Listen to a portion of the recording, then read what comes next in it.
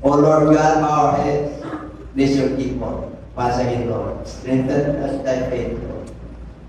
Strengthen our faith, be with us, comprehending your word. Without you, Lord, we can do nothing. You as your man of God, to be a bishop, to be an instrument, Lord, according to you. Pagpalain mo kami lahat sa pangalan ni Jesus. Amen. Ito kayo mga kapatid.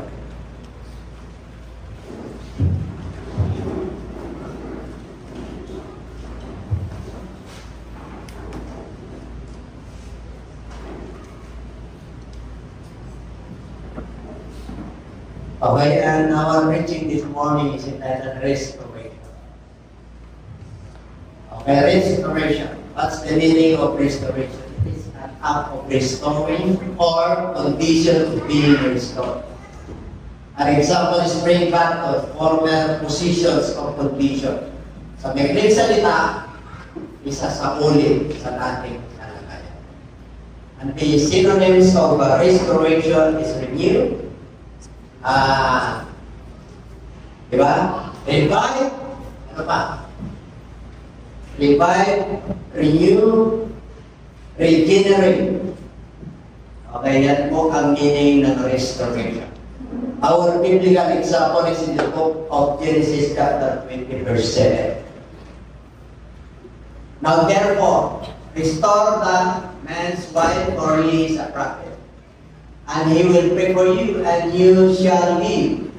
But if you do not restore her now, know that ye shall surely die, you and all warriors. Siya pinilig po yan. Sapagat si Abraham po, kasama niya si Sarah, sila po ay binigyan ng pangako. Kaya iniwan ni Abraham ang kanyang mga kamag-anak, kanyang mga ari-arian. Iniwan niya ang kanyang bayan. At kung saan sa dadalhin ng ating Panginoon. At dumaan po sila sa lupain ni Abimelech. Pag si Abimelech ay isa sa mga kapangyariang hari at nagustuhan niya si Sarah. Tinanong niya kung sino si Sarah, siya kapatid. Okay? Kapatid niya naman talaga. Dahil sila mananampalataya dahil kamag-anak po yan. Kaya dito po ay nakita po ni Abimelech na nagkakaroon sila ng anuhan ni Sarah at bakit niya. Kaya ang sabi sa kanya ng Lord, sasaulin mo na hindi mo siya. Sasaulin mo yan kundi mamamatay ka. Dahil propeta si Abraham. Amen po? Isasaulin mo yan at mag-pray ka niya pag hindi ka mamamatay at ang iyong sabayan ay wala kang makipinsala. Hindi ang iyong karikaya. A prophet of God or a man of God, at nakakasunod sa Lord, hindi siya false prophet. Okay? At hindi sinasabi na perfect po tayo, ay magkainaan po tayo. Marami na po natanggang manong babae. Marami na po. Pero wala tayong magawa. Kasama po yun sa pagkain. Amen po, musigin talaga tayo kahit na magandang ginagawa ko. Minsan, hindi tayo naintindihan. Pero din, si Juan, para makuha yung pagpapala ng Lord at hindi mapapamang sa Abimelech, isauli mo si Sarah. Okay? 40 verse 13 ng book of Genesis. Ito naman, yung hari nagkaroon ng birthday. Okay? Yung panahon po ni Joseph. Yung restore niya, now within 3 days, Pharaoh will lift up your head and restore you to your place. And you will put Pharaoh's cup in his hand according to the former manner when you were his partner. Nirestore po at ibinalik sa position po yung wine bearer. Pero yung baker po, yung chief baker po, namatay po. Okay? Nagbibigay lang po tayo ng halimbawa po rito sa book of New Testament, Matthew chapter 17 verse 11. Jesus answered and said to him, indeed, Elijah is coming first and will restore all things. Si Elijah na tinutukoy po siya na si John the Baptist. Okay? Restore all things. Kaya nung nangaral si John the Baptist, paano na ba? Na kami ay Ausingin nyo, sabi ng mga Pharisees, scribes at Sadducees, sabi niya, okay, ako na ang aralan na kanta kalaykay para ang mga palutot ay tutuloy. Okay, the book of Matthew Luke chapter 19 verse 18. Okay? Zacchaeus, Jesus answered and said to him, hindi, yung Luke na. Kumusta po yan? Nagbibigay lang ako ng halimbawa, Luke. Ano tayo po, Luke? Paibasa?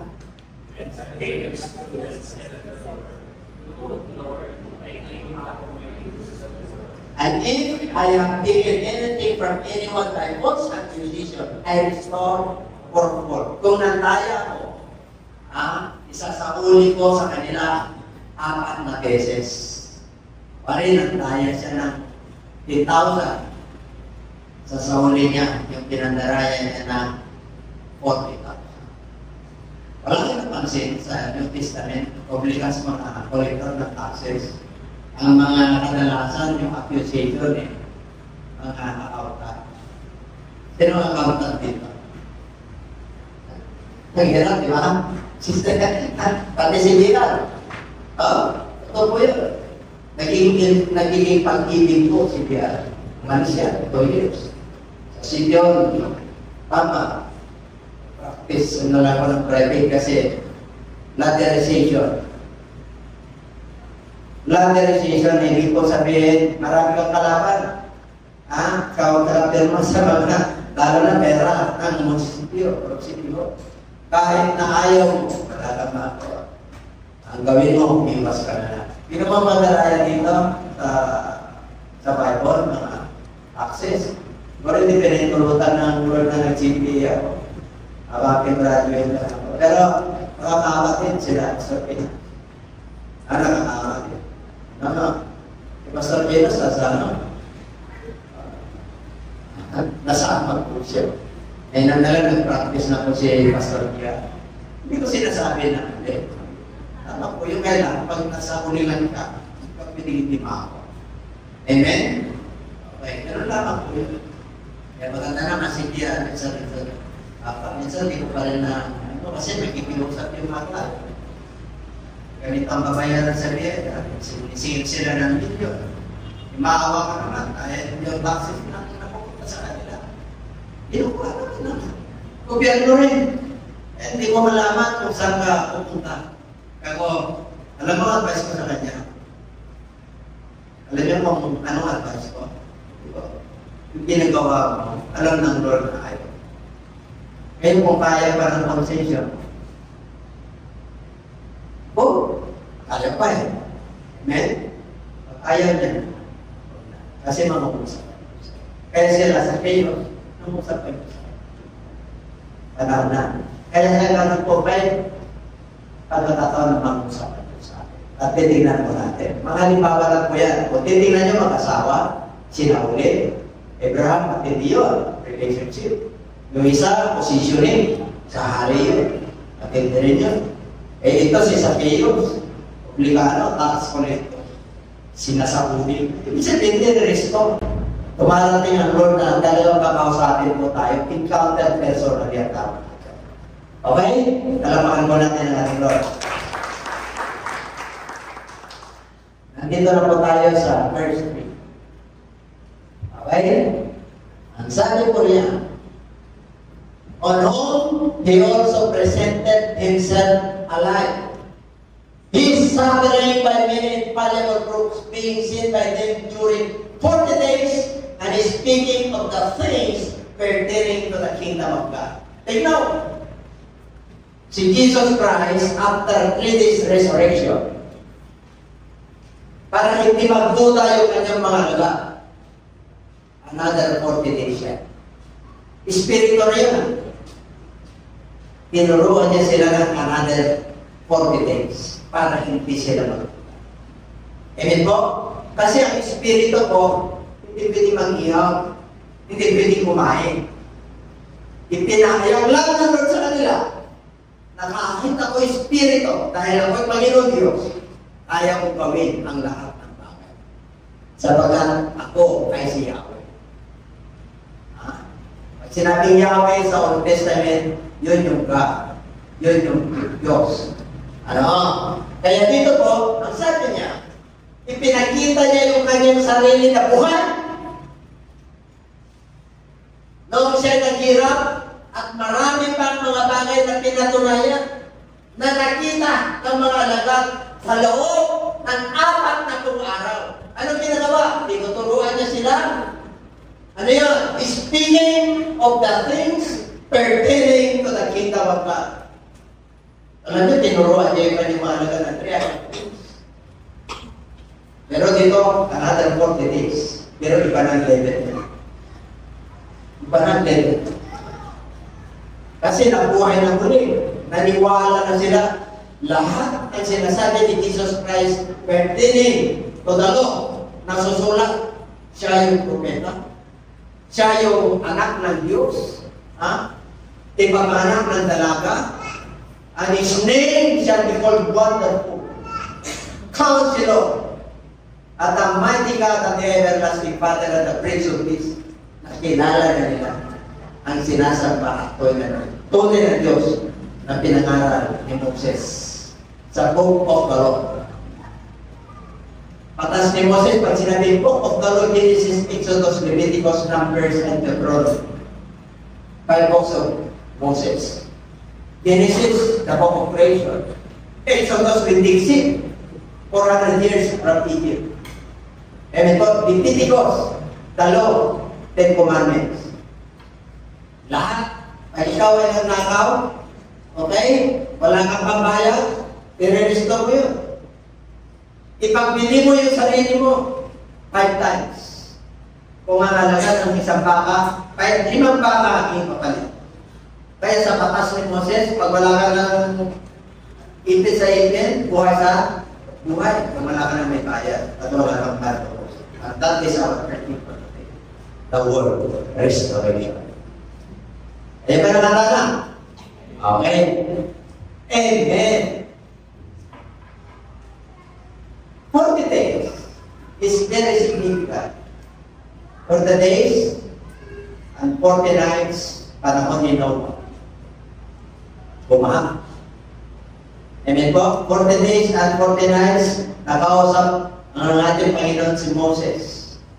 Yung second, yung 10 commandments, dahil nabiyak yung unang commandments, 40 days and 40 nights. Fasting without water and without food. Panahon ng Nineveh, si Jonah, okay, nangarap mo siya ng 40 days. Nineveh will be destroyed kung hindi kayo magsisi. The New Testament time, 40 days and 40 nights. The Lord Jesus Christ passed. That's why very significant.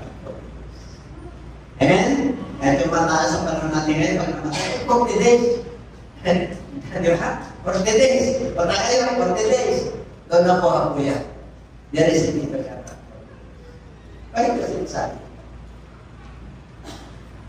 Alam mo, sana natatay ang panahon. Ito, church na po. Fasting tayo ng 40 days. 6 to 6 lang naman yun. Amen? Kaya, this coming Holy Week, 3 days. Kasi, piniprepare tayo. Hindi ka maano. Kasi si Jesus Christ, 40 days and 40 days. Tayo 40 days lang. 6 to 6. Amen? 6 to 6 a.m. and 6 to 6 hindi. Bago mag-alas 6, ang mga ayong LPDR, walang tubig yun. 6 to 6. 30 days yan. Every year!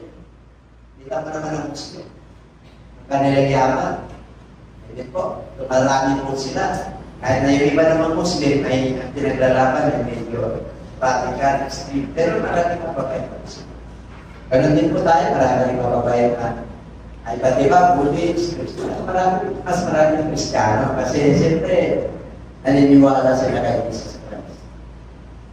Ngayon, mga kapatid, ito, yung mga patungkol sa mga proofs, pinakita niya. Ako ay naniniwala, speaking of the things pertaining to the kingdom of God. na isip, nilagay sa isip at puso ng mga alagad. Nung kanilang pagkututan noong another 40 days na nagtulog siya, they will never be the same. Iba na po sila. Kaya nung nangaral na po sila, mga kapatid, they heard the word of God. Kahit napapatayin sila, uusigin sila, kahit nagugutom sila, false brethren, false accusation, tuloy-tuloy po sila. Bakit po? Nakilala na nila ang tunay na Diyos. Alam na nila ang kagad. Alam nila ang may alam nila ang mga pangako. Kaya, ang halos lahat ng mga alagad ni Kristo, sila po lahat ay minanter. Pinatay po silang lahat. Si Pedro, kasangatunayan ka, nirequest niya kayo kay matayan niya. Ayaw niyo mamatay na nakocrucify. Nirequest niya na patiwarin yung ulo niya nasa. Patiwarin po, ang pagkamatay ni Pedro. Sabi niya, patayin niyo ako, hindi kagaya ni Kristo. Gusto ko patiwarin, yung ulo ko nasa baba, yung paa ko nasa taas. You will just imagine na nare-request po sila.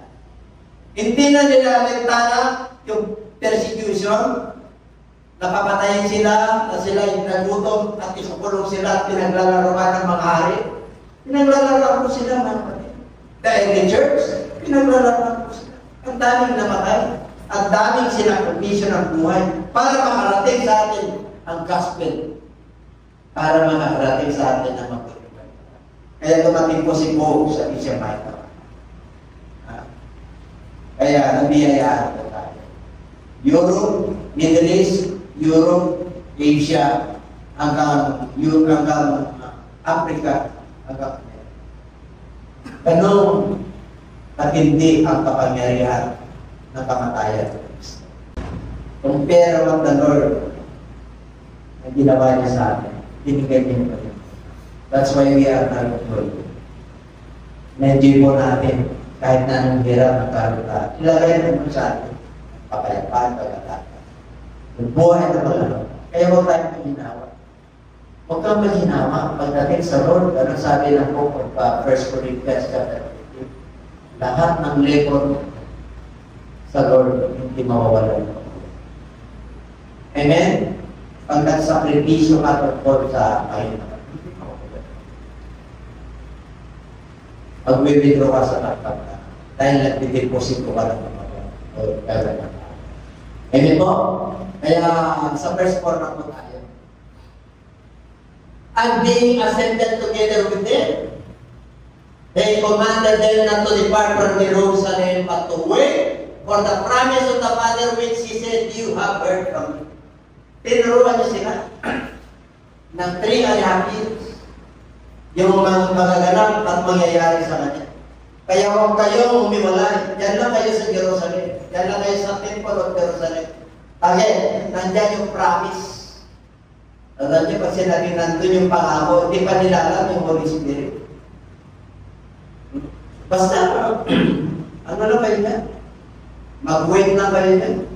Kaya on the day of Pentecost, Acts chapter 2, ano lang sila? Kasi, Jubilee, palalayain yung mga may utang, kapistahan po yun. Every 50 years. Iba yung every year. Iba yung every 7 years. Iba yung 50 years.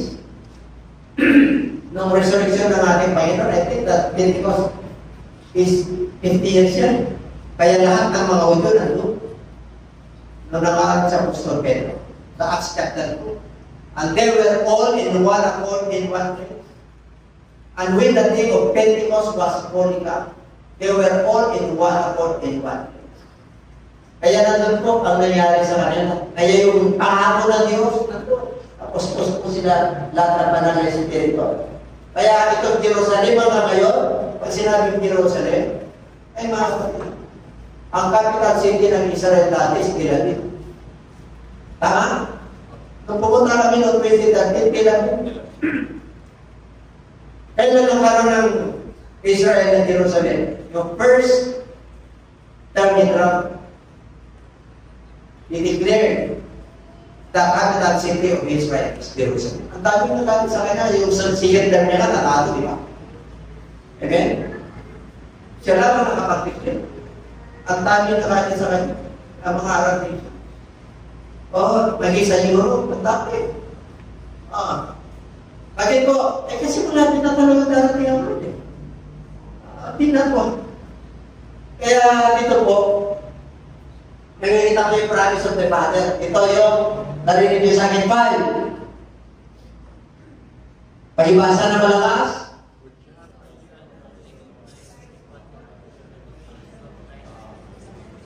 Yung ipinangaral ko sa inyo, na si John the Baptist, ay nangaral sa inyo sa pamamagitan ng bautismo sa tubig sa repentance. Pati that coming after you, magaganap niya because that is the promise of the Father.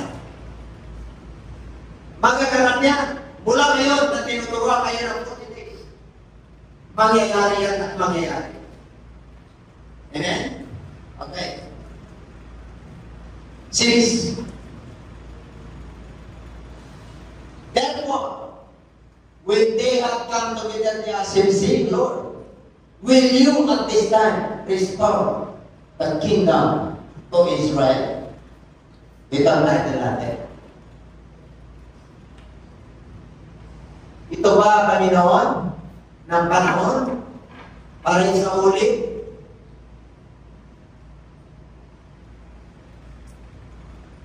Ay sa uli mo baga ang kaharian sa Israel sa panahon ito? Bakit yun ang tanong ng mahal?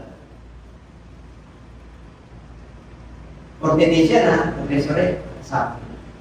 Kasi inaasahan ng anak ng Diyos ang nadarating ang king na magre-restore sa kanila. Kasi po, alipin po sila ng ilang panahon. 400 years sa Egypt, no, sa Babylon, another 70 years.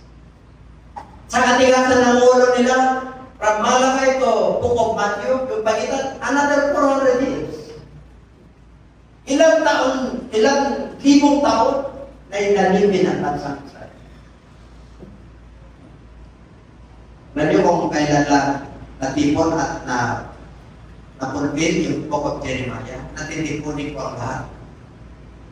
Nung natapos ang Civil War, 1945. Wala pong estado ang Israel. Wala pong flag ang Israel. Walang bansang Israel. Wala po. Nagkaroon lang ng bansang Israel nung namatay yung mga Hudyo at tinalay yung kanilang buhay. Na pinatay ni Hitler. Ang Second World War, 7 million bata. Nagkaroon po ng bansang Israel. Nagkaroon na sila ng flag noong 1945. And everybody said, pag-declare lang ng State of Israel, 64, 1946. Tinatakaitsip, Egypt ang nangunod. Anim na bansa, ayaw nila na magiging Israel bansa. 61, tinapos ang Lord, kasi kasama nila. Malita ng Israel, katatapos ang gera. Ilan lang yung kanilang tapos. Pero sinamahan sila ng Lord. Egypt, yung Iran, anim na bansa yan, na malalaki, kompleto po siya. Pero anim na araw, nakakita ka na ng anim na araw na war, kung hindi mo kasama ng Diyos. And then po, ang mga kampi nila, parang sinusunod at namimigit o pakarap. Hindi makapaniwala yung mga hari, yung mga king and president, yung mga anim na bansa. Pag sinamahan ka ng Diyos, walang makakapigil. Lalo na pag pinagpala ay pagpapalang spiritual.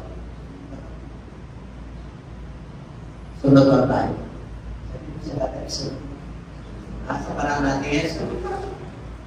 Sa kasusunod mo natin, kung saan tayo pumunta ng lugar, binabaha, ginagawa ng painting dyan, kailang pupo kayo doon. Hindi kayo ng hindi kayo nagpuntod, di ba? Kita mo yung mga bakal, tapos mga sakpo.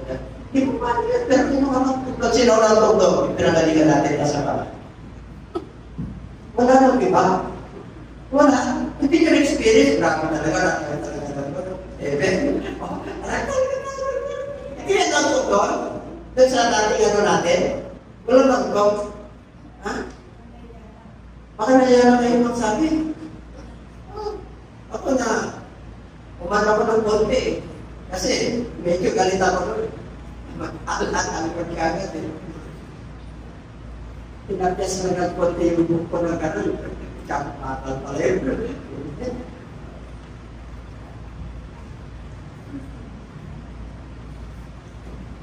Restore the kingdom of Israel. 1945.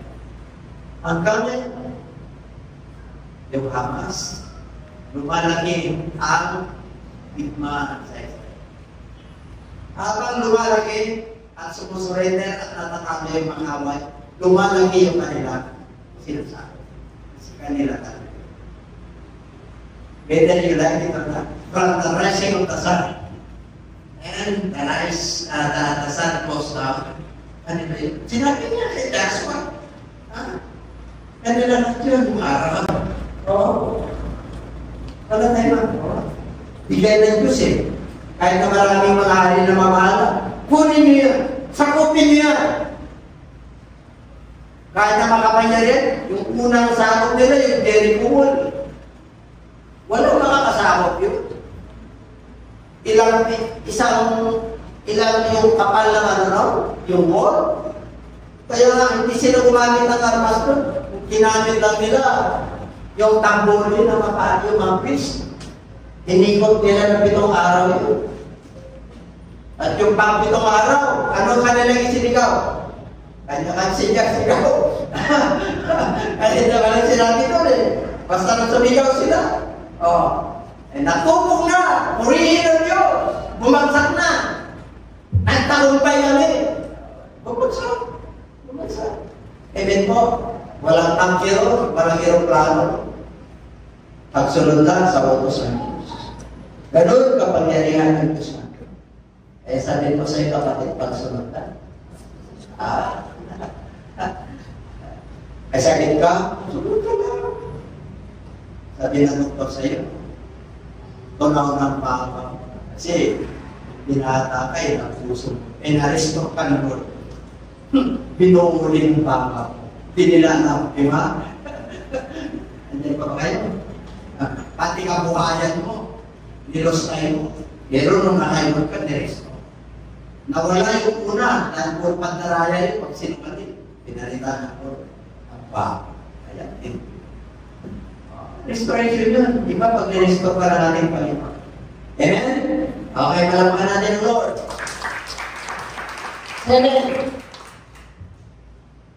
And he said to them, it is not for you to know times of seasons which the Father has put in His own authority. Nakalagay at nakasalalay yan sa amang nasa langit, sapagkat nasa Kanya ang kapangyarihan at kapamahalaan. Huwag niyo nang alagin pa. Ito ang solusyon. Verse 8. Na.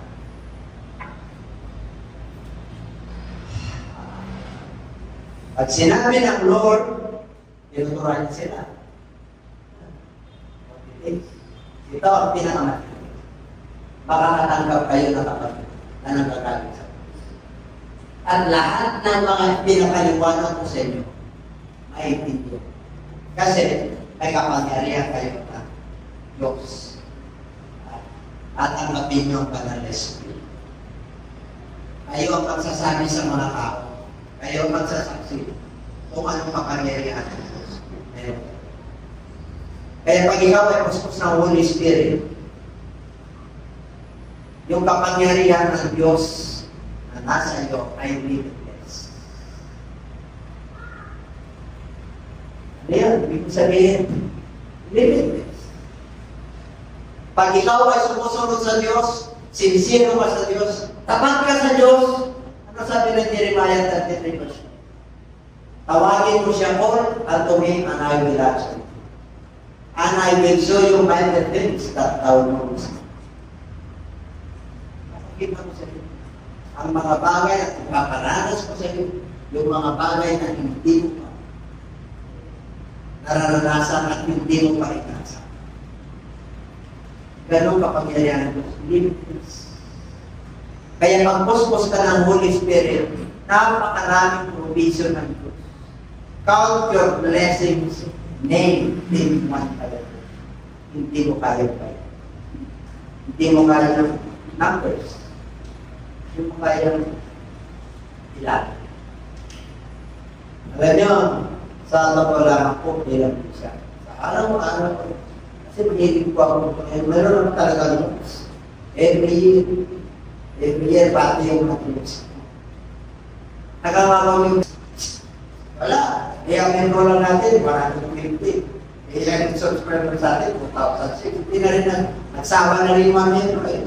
Tinala, kahit alam mo na yan. Alam ko si Bisha.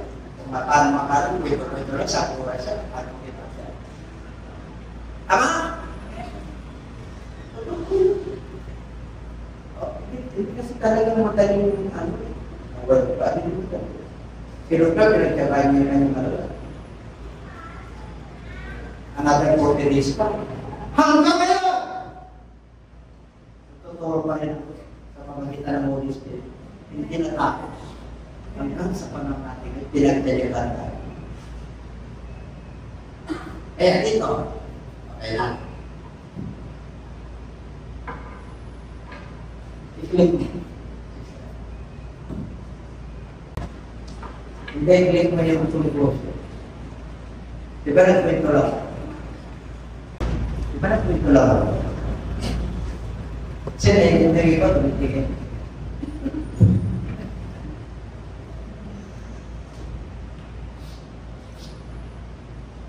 Alam niyo po, nung nag-aral ang ating Panginoon sa book, Matthew chapter 5, 6 and 7, di kaya ating dito.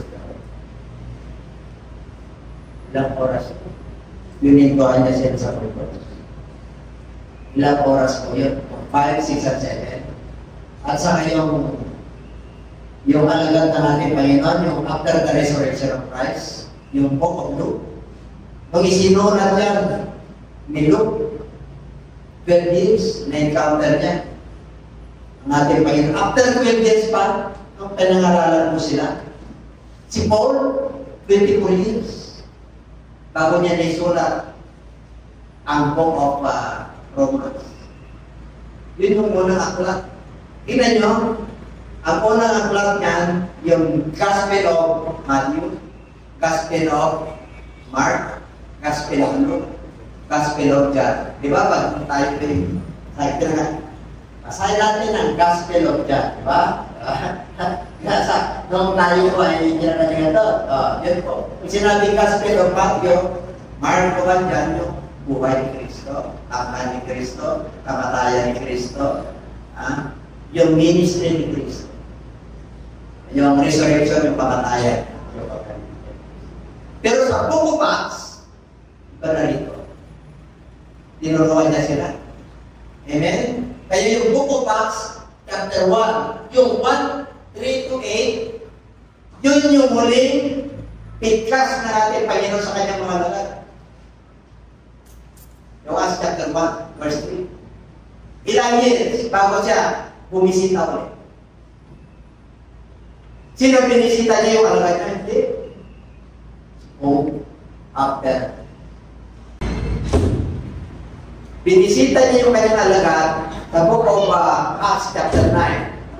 Alam mo, bilis ano? Basahin mo lang. Pero yung chapter 1, na tinuruan niya sila, bumisita ang ating Panginoon sa kanila after 20 years. Pero si Paul, bumisita after 20 years. Kita niyo yung pagitan?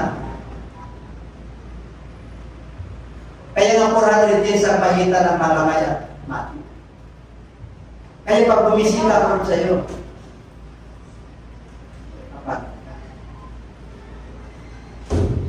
paano mo malaman na binisitahan ako? Nangungusap ang tungkol sa iyo. Nakausapin ka ng word personal. Ito sa mga ng word personal.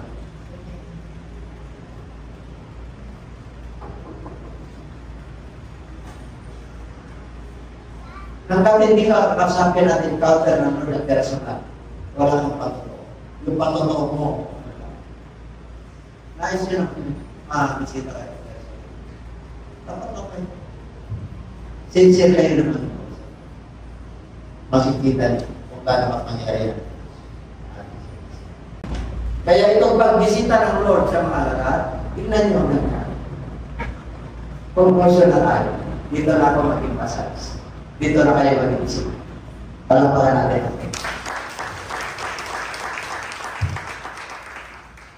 Okay.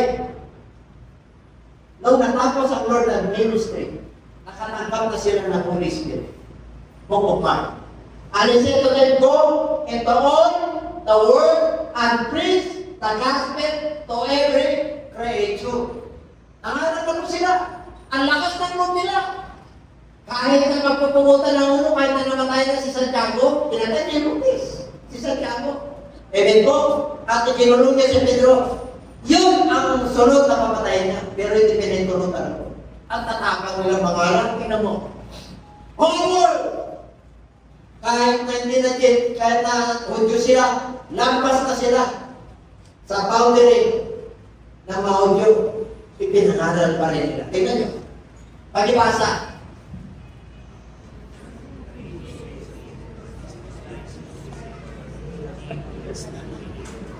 Lahat na ipinangaral ko sa inyo, yung mga nananalig at nabautismuhan ay maliligtas. Kaya sabi niya, amahin kayo, bautismuhan niyo sila. Kaya pag hindi sila nagpabaptize at hindi sila naniwala, sabi ng Lord, sila ay parurusahan. Napakahalaga yung baptism. Sa iba, wala raw kwenta baptism. Hindi na nakapagligtas. Sino nagsabi? Yung denomination, yung pastor nila. Sino nagsabi? Sabi ni Kristo. Sino nagsabi? Si Kristo. Preachers, si Kristo nagsabi, ang mga nananalig at mabautismuhan ay maliligtas. Bakit pinapangalan natin na hindi nakakapagligtas sa bautismo?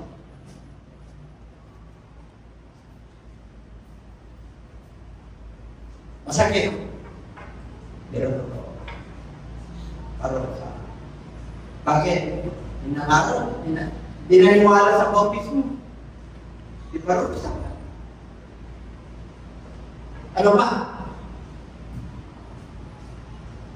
And these signs will follow those who believe. May palatandaan eh. May palatandaan sa mga mananampalataya. Bukod sa nabautismo ka ng tubig, mababautismo ka ng Holy Spirit. Tama? Okay. Anong evidence na ikaw ay puspos ng Holy Spirit? Anti-signs. There are signs. Ano yun? Sa pangalan ko, sila ay magpapalayas ng demonyo. In my name, di siya cast out demons. Yung ibang pastor ay cast out demons. Bakit? Bakit makatama? Hindi ka puspos eh. Bakit? Yung demonyo pupunta sa iyo. Nasa bababas, yung manag ni Kwan, Skipa, kilala niyo ba si Kristo? Kilala niyo ba si Pablo? O, napunta yung masamang espiritu sa mga anak. Kaya yung iba hindi nakakasal. Tatakot, nakalala. Nakalala sa kanilang pananampalataya. Pero tayo, bakit yung makalala? Sinusunod natin ang tulong ni Kristo. Amen? Ano ba?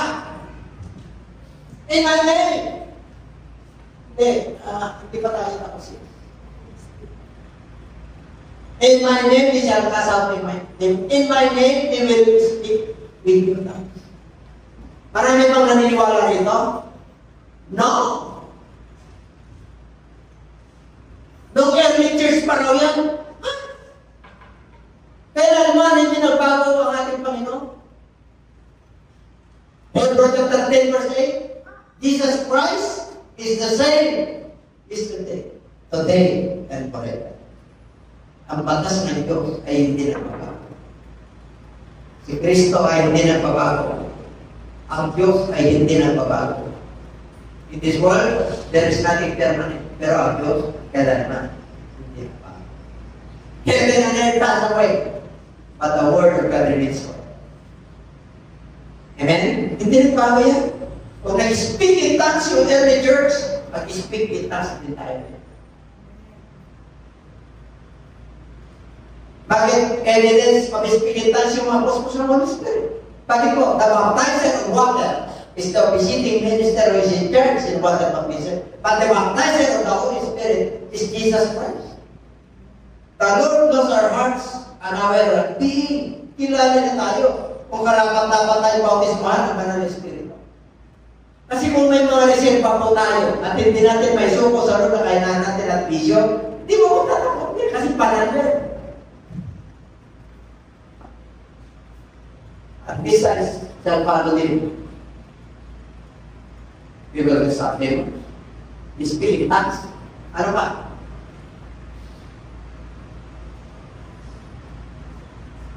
And they will take up judgment. Ito, ano to eh? Sa ibang version, itong pag umawag na tayo ng ahas, hindi tayo mahal. May umawag ka ng ahas. Yun naman yung mga matitiro ahas. Di ba yung mga sarang yung mga larang ahas? Ang ibig sabihin, hindi ahas na literal yan. Kahit nahawakan mo yung mga ahas ang pag-isip. Masamang pag-isip. Kahit na maging magkaibigan ka sa kanila, hindi ka maano. Kahit na pagtangka ng masama, hindi ka maano. Yun ang ibig sabihin. Amen po? Kasi hindi ka na makompromise sa iyong pananampalataya. Okay? Kahit na literal na ahas, kung nakakan mo, wala, nakapak ako ng ahas. Yung talagang biglang, yung malalaki, yung kumukulupot, hindi ka kumano. Bakit? Pangako ng vision eh. Ipanalangin nyo sa mga, yung harvester, yung nagpapadala, ipanalangin nyo sa Diyos na magpadala ng mga manggagawa.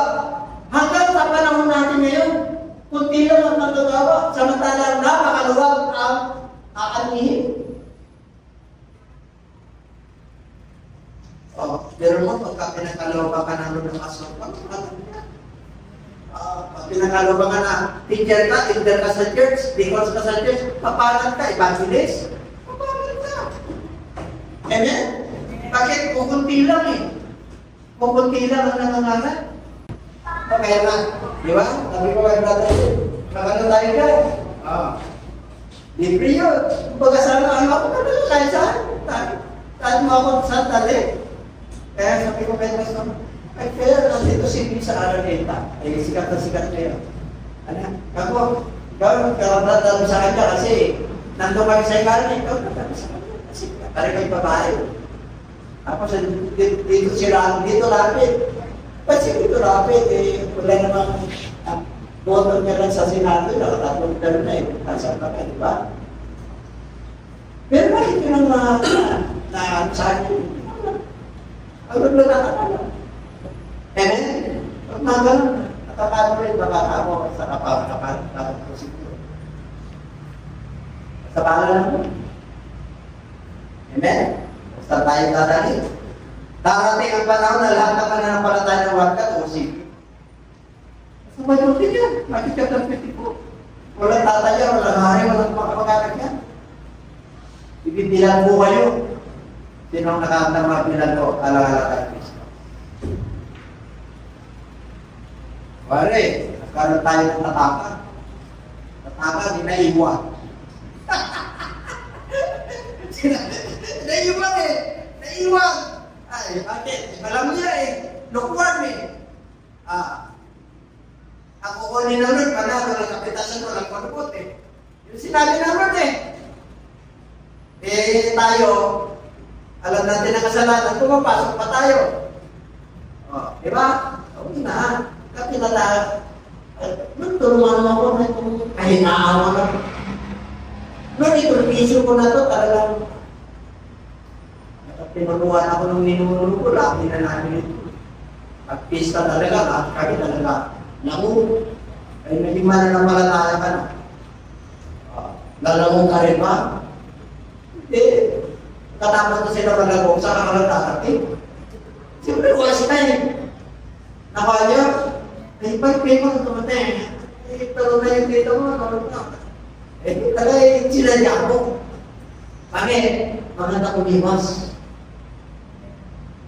Kala ko nang matibintan pa, hindi ko maiwas.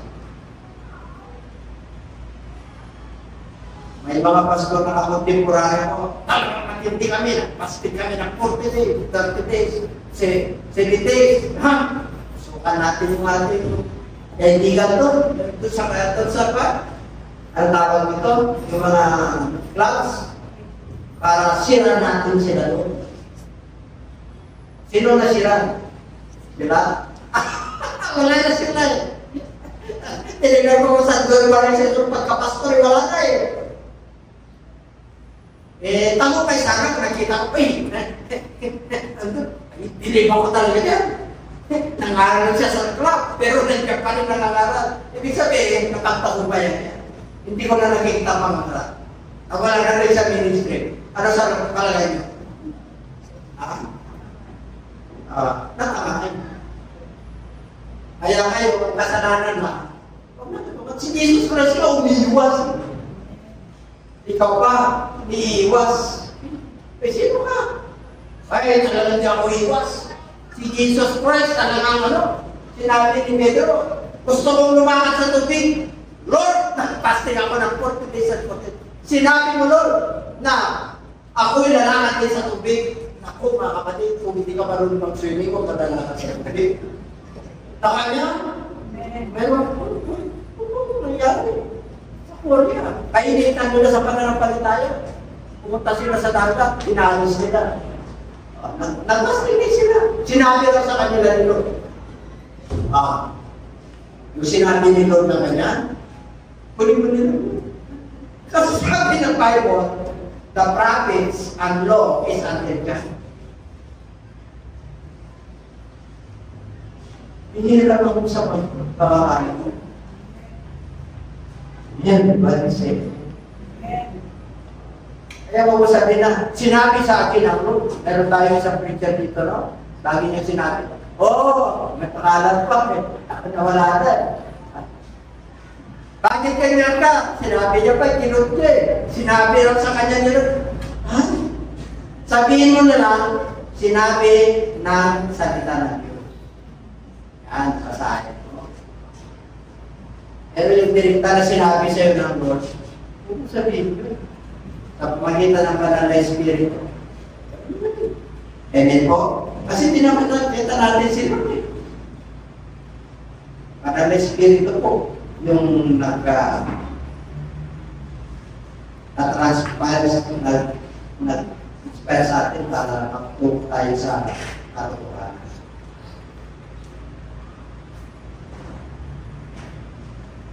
Kaya pala alam na ng laso na kapanis.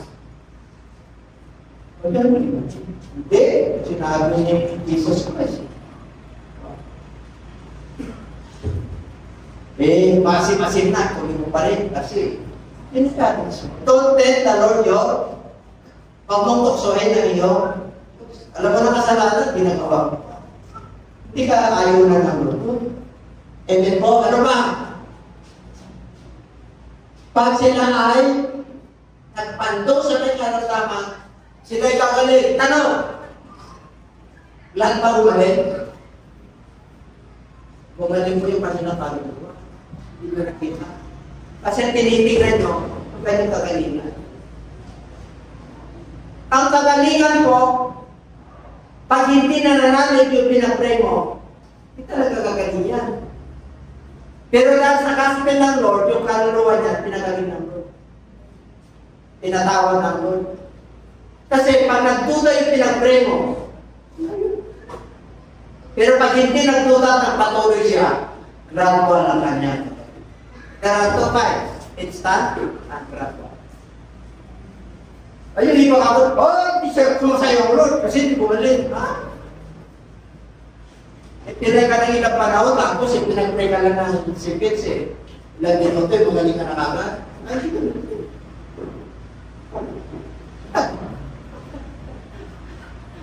Tawa niya, pagka-gradual, nagiging tapat ka sa Lord. Hallelujah, praise the Lord. Ako yung tunaw na mahaba mo, bumuhay na Lord. Pero kung hindi ako bumalik, masakit pa rin. Kaya, kukunik ka. Para hindi ka na makasala kasi magaling na yung kaluluwa mo eh. Amen? Ganun po. Talapakan natin. Apa? So then after the Lord spoke according to that, he was received up into heaven and sat down at the right hand of God. Yung naman nangaral lang ng 40 days. Kanila. Nakita nila. Ito pang hinintay. Yung nakita nyo, pabalik na kayo natin kayo. Ano yung sabihin? Yung mga namatay na noon, makikita nila pa. Kasi hindi siya resipa. Hindi siya resipa. Lahat ng matutungo sa buhay, tugtong-tugtong na lang. Ang mga provision ng Lord, talagang mararamdaman mo. Ipapakita ng Diyos sa mapagpapala mo sa buhay. With their physical, kagalingan, with their material, trabaho, job, pera. Ano ba? Emotional, physical, higit sa kaso spiritual. Unbelief. Kahit na may karamdaman ka, Lord, pagkatingin mo ako. Kailangan akong tumayo. Kasi, hindi matapos yung anak ko yung ako. Gusto ko para makita si Marvin ang magtinata. Kahit di na siya pupunta rito at tama niyo? Di ba? Pero pagka hindi ka na lumaban, Panginoon, kunin mo na ako. Hindi ka bukasan ko. Alam mo yung mga Lord, nakakaklor. Kaya pag hindi ka lumaban, pagkakita na Lord, ay lumalaban ito. Yung puso nito, ganun. Pero pagkakalihin mo pa siya. Amen? May posible ba sa Diyos? Wala. Kaya, Jesus is alive. Okay, alapan natin ang Lord. Hallelujah. Yung ang restored Christian. Restored Christian. Ano yung restored Christian? Are you ready? Di ba may restored Christian dyan sis? May restored na tayo. Isinauli na sa atin eh. Dati kasalanan. Kasalanan tayo. Wala tayong mapagpapala.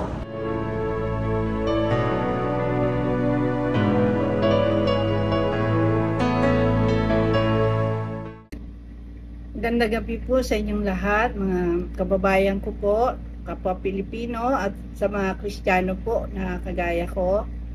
Ako po ay si Pastor Belen at ako po ay nagagalak na makapag-video po na kagaya nito. Nais ko lamang po ipabatid sa inyo na merong magandang balita po ang ating Panginoon na kung sino man ang sasampalataya sa Kanya ay magkakaroon ng buhay na walang hanggan. Pag sinabi po magandang balita, ito po ay merong kaakibat na pagpapala. At alam nyo po, ang isa sa nais ng Panginoon ay kilalanin natin ang ating tagapagligtas, siyempre. Walang iba po kung hindi ang ating Panginoong Jesucristo. Pero nakakalungkot po kasi marami pong tao ang hindi po naniniwala kay Jesus Christ. Yung iba hindi nga nila alam yun eh. Yung iba nga, sabi nila, Mesias lang siya. Pero matindi po yung Mesias, Savior po yun. Yung iba naman, sinasabing siya ay propeta lang.